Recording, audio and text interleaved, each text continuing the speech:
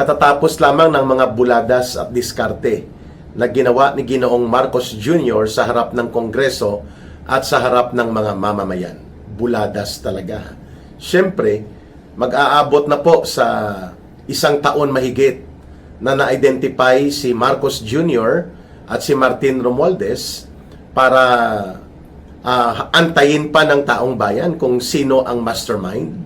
Totoo naman po ang sinasabi ni Ginoong Saldico, because coming from his position na dati siyang naging tauhan ni Marcos at Romualdez para pamunuan at gamitin ang Committee on Appropriations sa loob halos ng 3 taon upang katayin ang budget 2023, 2024, and 2025, malinaw po na si Saldico ay galing sa inner sanctum. Ibig sabihin po, insider, deep inside sa sindikato nila Marcos Jr. Kaya itong drama niya kahapon na masakit din para sa akin, pero kakasuhan na si dating speaker or ang dating speaker. Gimmick lang po yon, mga kababayan. Pang media. Kung baga, showbiz. Kasi hindi nga niya mapangalanan si Martin Romualdez. That's number 1. Number 2, yung mga alipores ng sindikato ni Martin Romualdez pumapalakpak sa harap niya. Which means, kilala niya at alam niya ang mga kumatay ng budget. Bakit ang mga iilan lang ang tinarget at nauna pa yung mga kumukontra at nagsisiwalat laban sa korupsyon at pandarambong kagaya nila Congressman Mike Defensor, Senator Marcoleta, Senator Jinggoy Estrada, na tumayo laban sa panggigipit at panulupil ni Marcos Jr. upang maibaon ang investigasyon at paglalantad ng totohanan sa flood control scam na umaabot na pala sa 1.9 trillion pesos. Tapos ipinagmayabang lang ni Marcos, naka-recover na daw ang gobyerno, nakapagpa-frozen ng 25 billion pesos na cash and assets at nakapagbalik na ng 800 million para sa National Treasury. Ang nawawalang pundo sa 2025 alone, humigit kumulang mga 500 billion pesos. Tapos nakapagbalik lang ng 800 million. Wala pa nga yun sa 3%, mga kababayan. O wala pa nga 2% yan sa 2025 budget alone. And besides, binuladas niya lang tayo ng kung ano-anong mga promesa na 4 na taon niya nang ginagawa, paulit-ulit, at maglilimang taon na siya, papasok next June, ay last 5 years na niya sa kapangyarihan, paulit-ulit ang mga promesa niya na walang nangyayari. Subalit, yung kanyang 100 billion pesos na insertions, hindi niya tinalakay, mga kababayan. Pa-systems loss pa siya, papalakpak. Matagal na po yan alam ng taong bayan at dapat nga tinanggal yan sa billing charges ng mga electric power companies, kagaya ng Meralco, sapagkat pandaraya yan. Kung nagkakaroon ng offload, peak load, at mga discrepancy sa pagtakbo ng kuryente nila, ng supply, hindi yan dapat kasalanan ng taong bayan at ng mga consumers. Pero tingnan natin kung anong gagawin ni Marcos Jr. dito, sapagkat matapos niya magsona kahapon na buladas, tataas na naman ng 6 na piso sa loob ng 1 linggo, staggered ang presyo ng gasolina at presyo ng diesel, mga kababayan. O ayan. So, itong isa sa malaking buladas niya kung bakit tayo gumawa ng ganitong video analysis natin o reaksyon, ay itong malapit-lapit na daw mag-launch ng space rocket ang Pilipinas. Wow! Mga dike at mga flood control at breakwater sa mga nawasak na mga area na dinurubo at kinurakot ang proyekto, hindi mo nga maayos-ayos. Nalulubog ang maraming barangay sa Iloilo City dahil sa palpak at bulok na flood control projects. At ang itinuturo na iniimbestigahan, hindi man lang kinasuhan ng plunder, kundi multiple graft and corruption cases lang. Itong si Congressman Joang ng Uswag Wasaag Ilonggo Party List, mga kababayan. At itong si Jamjam Baronda, hindi rin po naisama sa investigasyon. No, sa kanya po itinuturo ng mayor ng Iloilo City ang naturang mga palpak at mga nakurakutan na flood control projects according to the public statements released by the Iloilo City Mayor sa persona ni Mayor Raisa Treñas. So malinaw po na mayroong problema dahil mahigit 40 na mga barangay sa Iloilo City that's almost 30% mga kababayan, ang binaha ng malalim hanggang dibdib at ang pinakamababa hanggang baywang nung nakaraang 3 araw lamang mga kababayan. So malinaw na hindi po ginamit ni Marcos ng totoo ang kapangyarihan ng gobyerno para habulin at parusahan ang mga mandarambong, mangungurakot at magnanakaw sa kaban ng bayan. Pumapalakpak pa sa harap niya. Kaya tama lamang po ang binanggit ng kanya mismong kapatid na si Senadora Amy Marcos. Sabi ni Senator Amy Marcos, noong nakaraang taon, ang sabi ay mahiya naman kayo. Pero ngayong taon, naging walang hiya na sila. Correct. Tumpak Senator Amy Marcos. At yan ay pinapangunahan mismo ng kanyang kapatid. Ang pagiging walang hiya. Sapagkat kay Sandro Marcos alone, na anak ni Marcos Jr., itinuturo mismo ng mga Cabral files na nauna nang lumabas at mismo ng mga former Marines na naging detailed security kay Saldico and even Saldico himself at ang mga Diskaya couple at pati si Governor Chavit Singson. Itinuturo na itong si Sandro Marcos ay mayroon pong almost mga 31 billion pesos sa loob ng 3 taon na mga insertions at flood control na hindi po makikita o wala man lang totoong proyekto na naganap sa Ilocos Norte. At syempre, sino pa ba ang kasabwat dyan? Hindi lang naman yan si Sandro Marcos. Syempre, kasabwat si Marcos Sr. Si Marcos Jr. Kaya nga, like father, like son, like grandson. In the genetics na talaga, no? Genetically, magnanakaw. Yun pong tawag sa genes na talaga, no? Mabutit hindi ganon si Senator Amy Marcos kahit papano. At itong si Irene Marcos. No? Pero itong Bongbong Marcos Jr., kuwang-kuwa niya talagang diskarte ng tatay niya. Maliban sa pagiging matalino. Matalinong tatay At medyo may swabe yon sa kakayanan talaga sa pamumuno, na bulok at nakurap lang dahil nalasing sa kapangyarihan at naging gahaman din later on sa pera. Pero itong anak, terrible, wala nang utak na matino, nakagaya ng tatay niya. Pero terrible sa pagnanakaw, terrible sa pagsisinungaling. Kung ang pagbabatayan po ay ang mga nagpaglalantad ng mga testimonya at mga pagpapahayag ng mga direktang nakakaalam. Mantakin mo, pinagbantaan nila si Saldico. Sinabi niya pa yan kay Saldico, ay inuulit ito ni Saldico sa kanyang video. Maghanap kayo ng inyong mga insertion, huwag niyong pakialaman yung sa akin na 100 billion pesos. At sa kanyang Office of the President, mahigit 5 billion pesos din ang idinagdag na budget. Noong 2025 lang ito At ito yung tinatawag ni Drilon at ng marami pang mga dating mga senador at mga finance ministers or finance secretary, the worst and most corrupt budget yung 2025. And yet, ibinaon lang po ni Ping Lacson ang investigasyon tungkol dyan sa Senate Blue Ribbon Committee ng siyang namumuno, at hanggang ngayon hindi pa natapos-tapos sapagkat alam natin na pinoprotektahan niya si Marcos Jr. at si Martin Romualdez dahil nakinabang din po siya. Ito yung binabanggit ni Adrian Bersamin na mayroon pong tinanggap na campaign fund support mula dito sa idineliver na 8 billion pesos mula sa mga security detail kay Saldico, itong si Ping Lacson at si Tito Soto na nagkakahalaga ng mahigit kumulang ay 250 million pesos campaign fund support ng 2025 elections last year.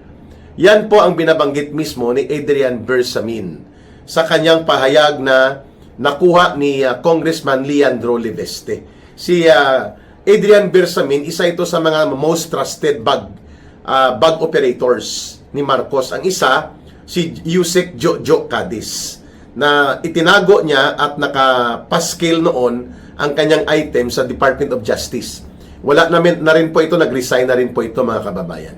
And then ito si Adrian Bersamin, under ito sa Office of the Executive Secretary, at the same time, chief ito ng Presidential Legislative Liaison Office. Ito yung dumudugtong sa mga kongresista at in short, bagman ang trabaho nito, mga kababayan, facilitator. At may isang delivery nga na umabot na ng mga 8 billion pesos, lalo na nung panahon ng kampanya ng elections noong 2025. At kaya nga itinuro din yan si Ping Lacson at si Tito Soto na nakinabang. At syempre sila tulfo doon sa mga mali-maleta delivery na ito.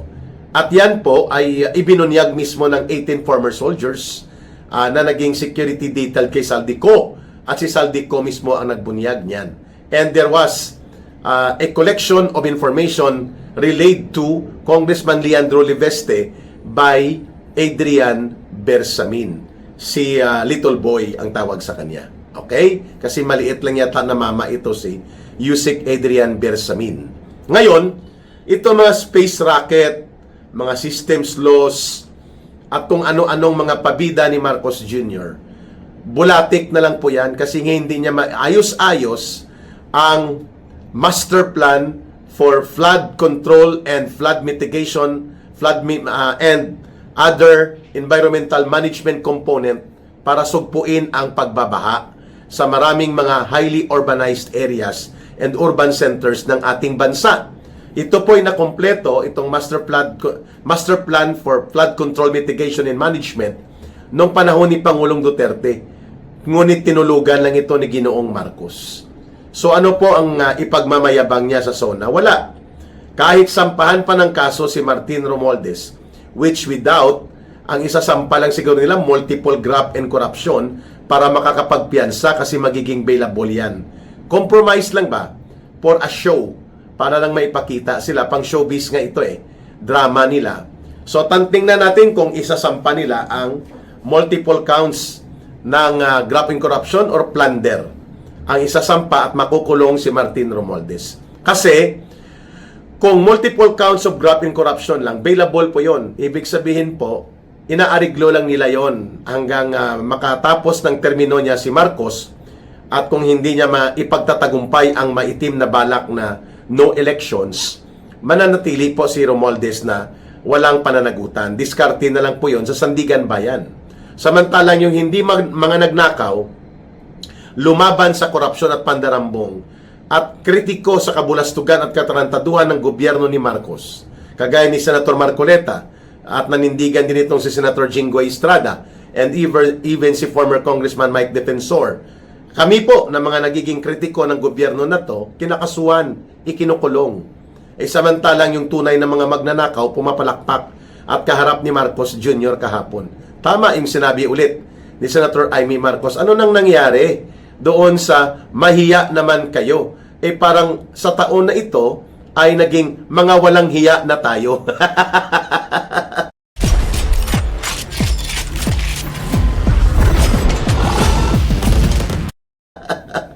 Okay din ang mga birada ni Manang Amy. Mga walang hiya na tayo. O mga walang hiya na kayo. No? Kung tayo magsasabi niyan, kasama si Marcos, sila Romualdez. Second point ng ating balita at talakayan dito, hindi po niya tinalakay ang malubha na problema ng pagkalugmok ng agrikultura. Sa totoo lang po, nananatiling backward, non-industrial, underdeveloped, and non-mechanized ang ating agricultural sector. Kulang-kulang lang po sa 32% ang may access sa irigasyon na napapatubigan na mga lupaing natatamnan ng palay. Kulang-kulang lang po sa 27% ang mechanized sa ating mga sektor ng agrikultura. Karamihan sa agribusiness pa. Kaya naman nagiging net importer tayo ng bigas dahil ang lumang teknolohiya pa sa panahon pa ni Moses, yung kalabaw at araro, ay teknolohiya pa yan na na-discover sa panahon pa ng unang sibilisasyon nang nagbubuo pa ng agricultural, horticultural sector nila o lipunan noong panahon nila Moses at ng mga unang sibilisasyon sa ilog Yangtze, sa Nile River at sa ilog ng Babylonia, mga kababayan, o Mesopotamian River. So, nagpapakita po ito ng buladas ni Marcos sapagkat ultimo asin ini-import ng Pilipinas. 85 or 90% ng asin na requirement sa ating industriya, sa ating pagkain at sa pang-araw-araw na gamit, ini-import natin. Pati gatas, mga kababayan. At mahigit kumulang 70% ng supply ng gatas imported. Samantalang malalawak po ang lupain na pwedeng gawing pastulan at upang magkaroon tayo ng sarili nating dairy products and production. Di ba, mga kababayan? So, wala talaga ang agricultural sector natin na pag-iwanan na po ng ating mga karatig bansa na may nagkaroon lang sila ng kanilang sariling teknolohiya at kaalaman sa maunlad at siyentipiko na pagsasaka dahil nag-aral sila sa Pilipinas dito po sa International Rice Research Institute or IRI dyan sa may UP Los Baños. So, bakit tayo napag-iwanan? Dahil hindi natin dinevelop, hindi tayo nag-infuse ng technology na wala po ang mga road access network na napakahalaga po para sa mga liblib na mga lugar ng ating mga rural communities o kanayunan ay dapat na ipagdudugtong sila sa kabiasnan, sa merkado at sentro ng ekonomiya. Pero ang nangyari sa mga farm-to-market roads, naging farm-to-pocket roads. Yan ang dapat nating tingnan. Ano ang nangyari dito sa 33 billion pesos for 2026 na farm-to-market road? Naipatupad ba ito kay Marcos direct na yan sa Department of Agriculture?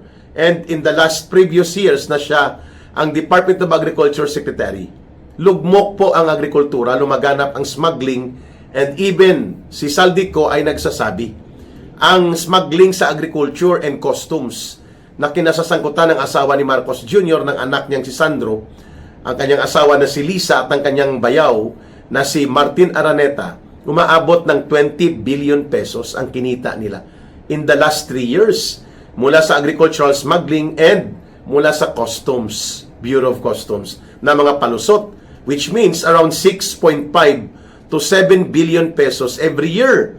Nung panahon na kasagsagan po na hindi pa sumambulat ang iskandalo ng malubhang korupsyon at panunumbalik ng pandarambong at sistematikong pangungurakot sa ilalim ni Marcos Jr., ibinulgar ito ni Saldico at hindi niya ito ginawa-gawang kwento kasi kasama siya sa internal operations ng naturang pagiging sindikato ng grupo at pamilya ni Marcos Jr.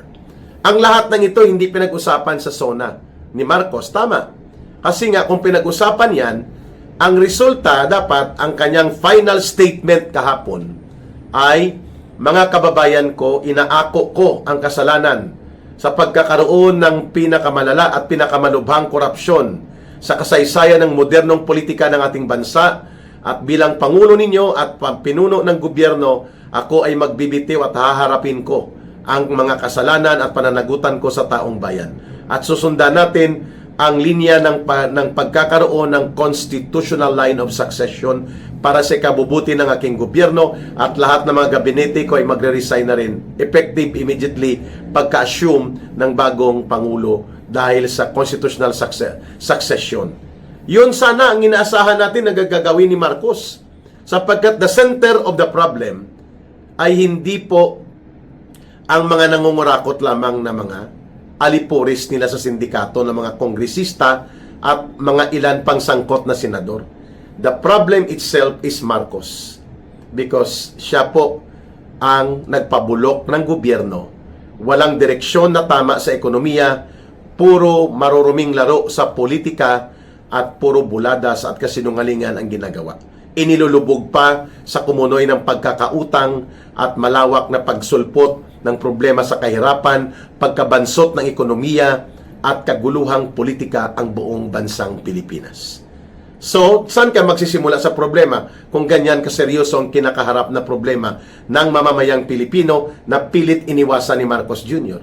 Siyempre, sa paniningil, sa pinuno, who is none other than Marcos.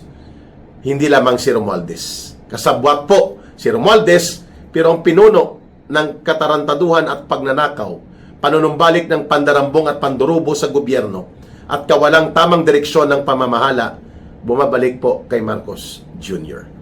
He should have been applauded well by the people. Pinalakpakan siya dapat ng tama kung yun po ang kanyang binanggit. Ang pagbibitiw sa kapangyarihan at pagharap sa pananagutan sa mga kapalpakan at kabulukan na ginawa ng kanyang administrasyon.